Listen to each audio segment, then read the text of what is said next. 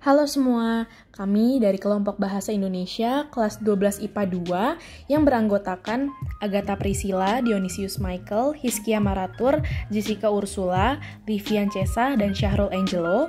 Kami akan menjelaskan mengenai kritik dan esai sastra. Ini adalah peta konsep mengenai materi kritik dan esai sastra. A. Pengertian, ciri-ciri, serta jenis kritik dan esai. Terbagi menjadi 3, yaitu yang pertama, pengertian kritik dan esai, yang kedua, ciri-ciri kritik dan esai, yang ketiga, jenis kritik dan esai. B. Perbandingan kritik dan esai sastra, terbagi menjadi 2. Yang pertama, mengidentifikasi unsur pendukung kritik dan esai. Yang kedua, membandingkan kritik dengan esai berdasarkan pengetahuan dan sudut pandang penulisnya. C. Ada penyusunan kritik dan esai dengan memperhatikan aspek pengetahuan dan pandangan penulis. Terbagi menjadi 2. Yang pertama, menyusun pernyataan kritik terhadap karya sastra. Yang kedua, menyusun pernyataan esai terhadap suatu objek atau permasalahan. Yang D, ada analisis sistematika dan kebahasaan esai dan sastra. Yang pertama, membandingkan sistematika kritik sastra dan esai. Yang kedua, menganalisis kebahasaan kritik sastra dan esai. Yang E, ada penyusunan kritik atau esai dengan memperhatikan sistematika dan kebahasaan. Terbagi menjadi 2. Yang pertama, mengonstruksi kritik sastra dengan memperhatikan sistematika dan kebahasaannya. Yang kedua, mengonstruksi esai dengan memperhatikan sistematika dan kebahasaannya. Apa itu kritik dan esai sastra? Pengertian kritik. Dalam Kamus Besar Bahasa Indonesia, kritik sastra adalah pertimbangan baik buruk terhadap hasil karya sastra. Melalui kritik sastra, penulis dapat mengkritik cerpen, novel, roman, drama, atau puisi. Penulis dapat menyatakan pertimbangan baik dan buruknya karya sastra secara objektif maupun kritik sastra. Kritik sastra mirip resensi. Akan tetapi, kritik sastra bersifat lebih ilmiah daripada resensi. Kritik sastra dapat menilai isi, bentuk, atau peristiwa yang terdapat dalam karya sastra. Pengertian esai. Esai dalam Kamus Besar Bahasa Indonesia adalah karangan yang membahas suatu masalah secara sepintas dari sudut pandang pribadi penulisnya. Esai berisi pendapat atau pandangan pribadi penulis terhadap suatu objek. Dalam esai, penulis membahas suatu objek yang aktual menggunakan sudut pandang pribadi. Esai berupaya meyakinkan pembaca untuk menerima pendapat atau pandangan. Objek esai berupa permasalahan seperti masalah ekonomi, kebudayaan, sosial, keamanan, karya sastra, atau politik. 2. Ciri-ciri kritik dan esai. Kritik sastra memiliki ciri-ciri sebagai berikut. Memberikan tanggapan terhadap hasil karya sastra. Memberikan pertimbangan baik dan buruk, kelebihan dan kekurangan sebuah karya sastra. Menggunakan pertimbangan yang bersifat objektif. Memaparkan kesan pribadi kritikus terhadap sebuah karya sastra. Memberikan alternatif perbaikan atau penyempurnaan. Tidak berprasangka dan tidak berpengaruh terhadap penulisnya. Esai memiliki ciri-ciri sebagai berikut. A. Berbentuk prosa, artinya dalam bentuk komunikasi biasa, serta menghindarkan penggunaan bahasa dan ungkapan figuratif. B. Singkat, artinya esai dapat dibaca dengan santai dalam waktu kurang dari 2 jam. C. Memiliki gaya pembeda, artinya seorang penulis esai yang baik akan membawa diri dan gaya yang khas, sehingga membedakan tulisannya dengan gaya penulis lain. D. Selalu tidak utuh, artinya penulis memiliki segi-segi penting dan menarik dari objek dan subjek yang hendak ditulis. Penulis memilih aspek tertentu saja untuk disampaikan kepada para pembaca. E. Memenuhi keutuhan penulis, artinya walaupun esai merupakan tulisan yang tidak utuh, tetapi harus memiliki kesatuan dan syarat-syarat penulisan. Syarat-syarat tersebut mulai dari pendahuluan, pengembangan, sampai ke pengakhiran. Di dalamnya terdapat koherensi dan simpulan yang logis. Penulis harus mengungkapkan argumennya dan tidak membiarkan pembaca tergantung di awang-awang. F. Mempunyai ciri pribadi atau bersifat personal. Artinya, ciri personal membedakan esai. Ciri personal dapat dalam penulisan esai adalah pengungkapan penulis sendiri tentang kediriannya, pandangan, sikap, pikiran, dan dugaan kepada pembaca. Selanjutnya, jenis kritik dan esai. Yang terlebih dahulu kita bahas adalah kritik. Kritik ada beberapa jenis dan dapat diuraikan sebagai berikut. Yang pertama, kritik sastra intrinsik. Kritik sastra intrinsik adalah menganalisis karya sastra berdasarkan unsur intrinsiknya sehingga akan diketahui kelemahan dan kelebihan yang ada dalam karya sastra. Kedua, kritik sastra ekstrinsik. Kritik sastra ekstrinsik adalah menganalisis dengan cara menghubungkan karya sastra penulis, pembaca, atau masyarakat. Di samping itu, karya sastra ini melibatkan faktor ekstrinsik lain seperti sejarah, psikologi, religius, dan pendidikan. Ketiga, kritik deduktif. Kritik deduktif adalah menganalisis dengan cara berpegang teguh pada sebuah ukuran yang dipercayainya dan dipergunakan secara konsekuen. Yang keempat, kritik induktif. Kritik induktif adalah menganalisis dengan cara melepaskan semua hukum atau aturan yang berlaku. Yang kelima, kritik impersonik. Kritik impersonik adalah menganalisis hasil karya berdasarkan kesan pribadi secara subjektif terhadap karya sastra. Yang keenam, kritik penghakiman. Kritik penghakiman adalah menganalisis dengan cara berpegang teguh pada ukuran atau aturan tertentu untuk menentukan sebuah karya sastra baik atau buruk. Yang ketujuh, kritik teknis. Kritik teknis adalah kritik yang dilakukan untuk tujuan tertentu saja. Selanjutnya yang kita bahas adalah jenis esai. Esai ada beberapa jenis dan dapat diuraikan sebagai berikut. Yang pertama, esai deskriptif. Esai deskriptif adalah esai yang melukiskan subjek atau objek yang dapat menarik perhatian pengarang. Esai jenis ini mendeskripsikan sebuah benda atau objek di sekitar pengarang. Kedua, esai tajuk. Esai tajuk adalah esai yang sering dilihat dalam surat kabar dan majalah. Esai jenis ini mempunyai satu fungsi khusus, yaitu menggambarkan pandangan dan sikap surat kabar atau majalah tersebut terhadap satu topik dan isu dalam masyarakat. Dengan esai tajuk, surat kabar tersebut membentuk opini pembaca. Yang ketiga, esai cukilan watak. Esai cukilan watak adalah esai yang memperbolehkan seorang penulis membeberkan beberapa segi kehidupan individual seseorang tokoh kepada para pembaca. Lewat cukilan watak itu, pembaca dapat mengetahui sikap penulis terhadap tipe pribadi yang dibeberkan. Yang keempat, esai pribadi. Esai pribadi hampir sama dengan esai cukilan watak. Akan tetapi, esai pribadi merupakan tulisan tentang diri pribadi si penulis. Penulis akan membuka tabir tentang dirinya sendiri. Yang kelima, esai reflektif. Esai reflektif adalah esai yang dituliskan secara formal dengan bahasa yang serius. Penulis mengungkapkan dengan dalam, sungguh-sungguh, dan hati-hati beberapa topik penting yang berhubungan dengan hidup, misalnya kematian, politik, pendidikan, dan hakikat manusia. Esai ini ditujukan kepada para cendekiawan. Dan terakhir, esai kritik. Esai kritik adalah tulisan tentang pemusatan diri penulis terhadap seni, misalnya lukisan, tarian, pahat, patung, teater, atau kesastraan. Esai kritik bisa membahas seni tradisional, pekerjaan seorang seniman pada masa lampau, atau seni kontemporer. Esai ini membangkitkan kesadaran pembaca tentang pikiran dan perasaan penulis tentang karya seni. Kritik yang menyangkut karya sastra disebut kritik sastra. Perbandingan kritik dengan esai sastra. Yang pertama, mengidentifikasi unsur pendukung kritik dan esai. Teks kritik berisi penilaian, kelebihan dan kelemahan sebuah karya secara objektif. Maka dari itu, teks kritik harus disertai dengan data atau unsur-unsur pendukung. Data atau unsur-unsur pendukung dalam teks kritik antara lain adalah sinopsis karya, alasan logis, dan teori-teori yang mendukung. Selain itu, kritik harus disertai dengan alasan yang logis. Unsur pendukung kritik lainnya itu adalah teori. Sebuah esai merupakan suatu penilaian, pandangan, atau evaluasi penulis terhadap fakta yang terjadi untuk kemudian diambil kesimpulan.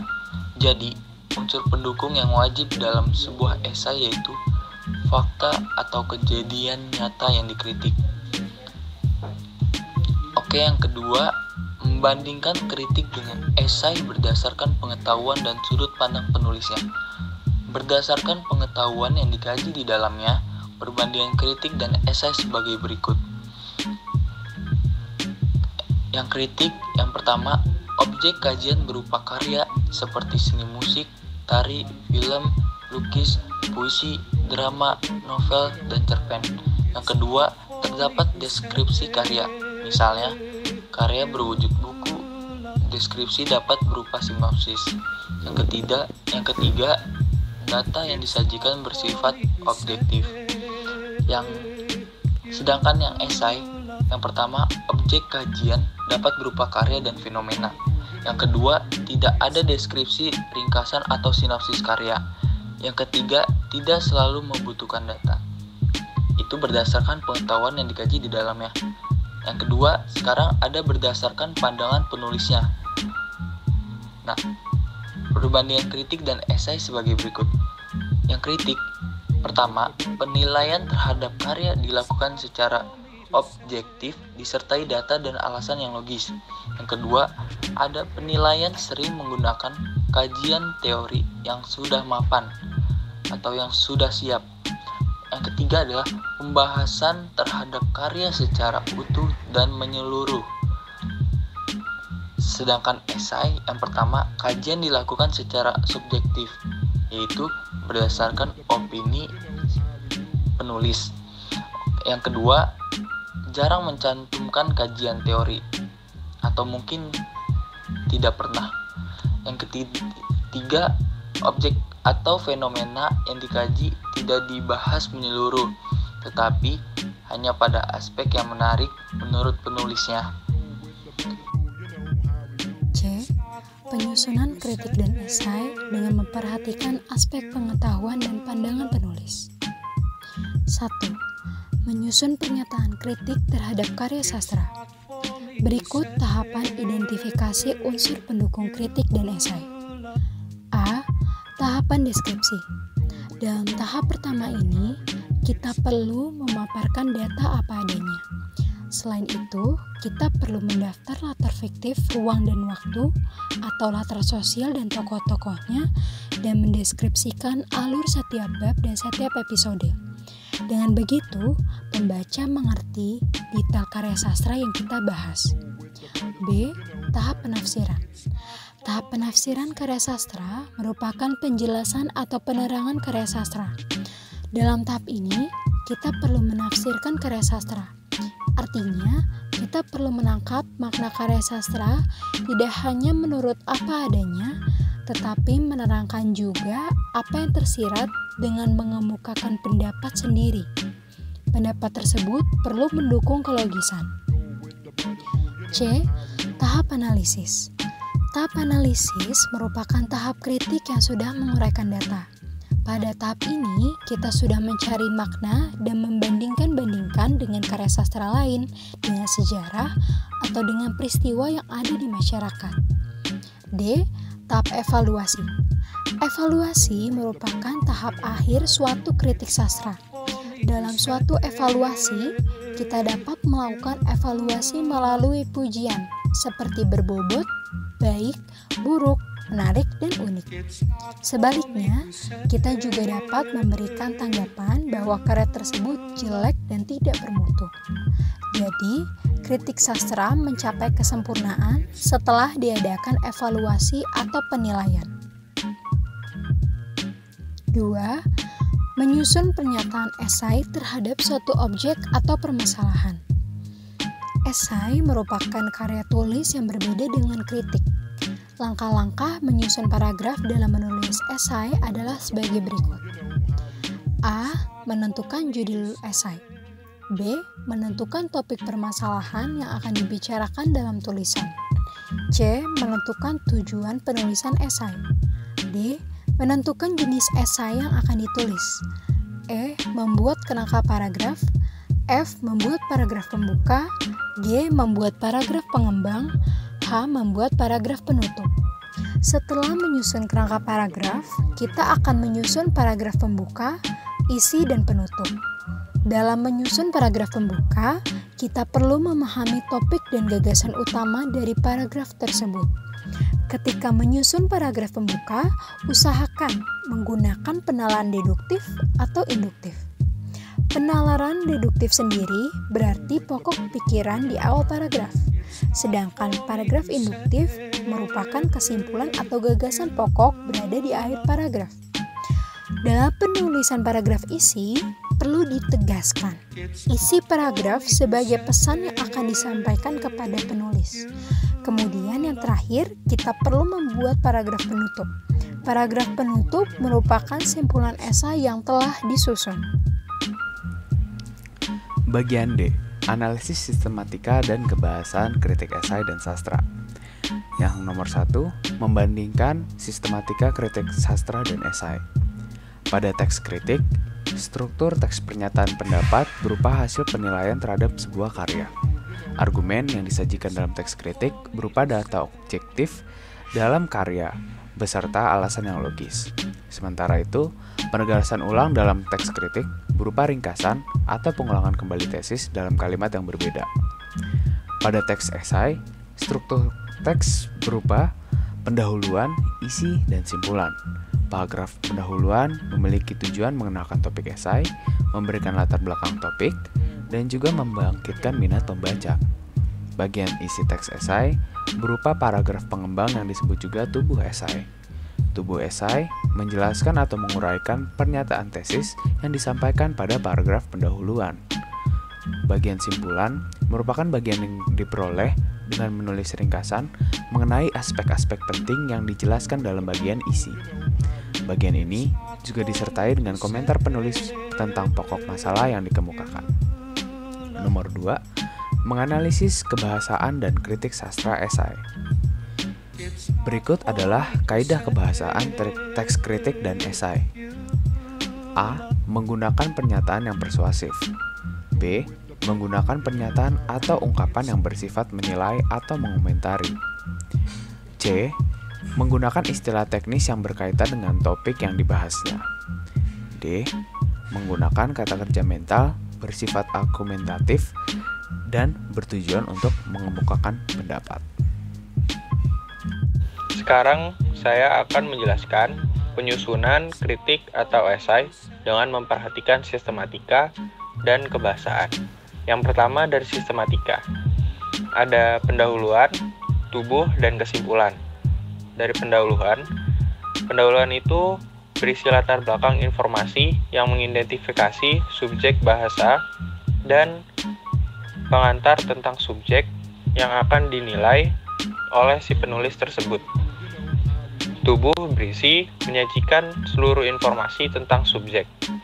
Yang ketiga ada kesimpulannya, menyebutkan kembali ide pokok ringkasan dari isinya atau menambahkan beberapa observasi tentang subjek yang dinilai oleh si penulis. Lalu ada unsur kebahasaan.